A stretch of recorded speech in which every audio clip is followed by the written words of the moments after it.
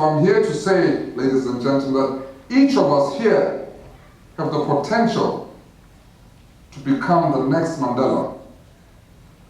Each of us sitting in this very room, whatever it is that we dream of creating, we can achieve that. You start in your community, where you live, or a particular community where you want to address the specific challenges, and you grow from there. You have your school, you have your parents, you have a whole society and a network that you can help you, assist you in achieving your dreams. Thank you for a wonderful day today at Community High School District 155. Can you talk a little bit or reflect a little bit about how the day went, your connection with our staff, our kids, the community, and what impact you think this is going to have on our students in the future?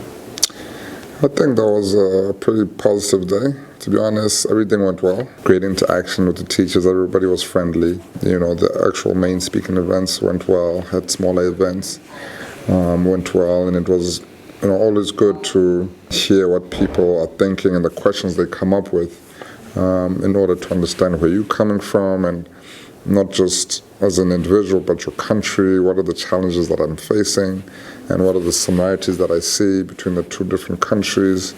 So, overall it was just a really positive experience. And, just being here also, it's great because, I don't know how else I would have had this experience. As you know, the kids are the future. And so I do enjoy speaking to kids, and trying to motivate them, trying to inspire them, to not only to just go to Africa and experience Africa, but to understand that they control their own destiny, to make them understand that they too can become a leader like Nelson Mandela. And it's really all up to you as to what are your dreams, what are your aspirations, and this is how you can start by becoming an activist in your community.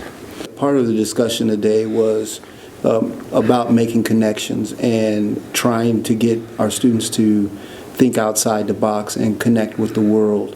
What are some important things you think we need to think about as we continue to encourage our students to think globally and think bigger than the world that they live in? Yeah, I think it's important to constantly show the kids what's happening in other parts of the world.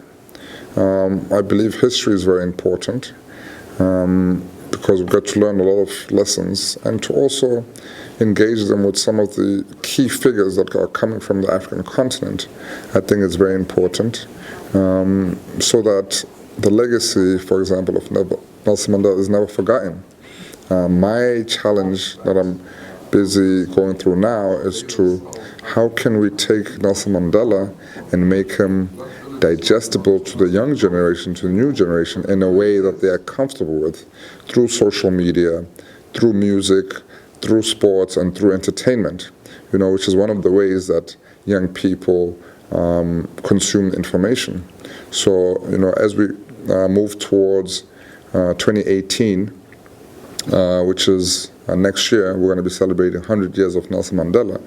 And so I always want to engage with young people because they have creative minds to say, we want to do a fashion show. How can we do it in a different way where we allow young people to also participate, not just to come and watch?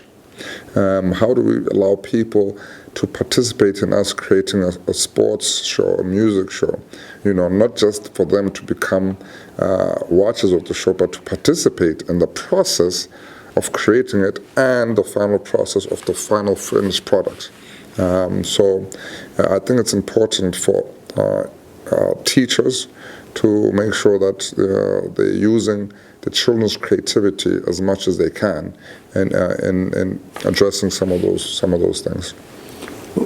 Can you talk to us a little bit about the work that you're doing and share some information for those people who weren't able to join us today to learn how to connect with you and your work and how we can continue to work together moving forward? Yes. So basically we're working on entrepreneurship program. Our main partner is actually based in Northern California.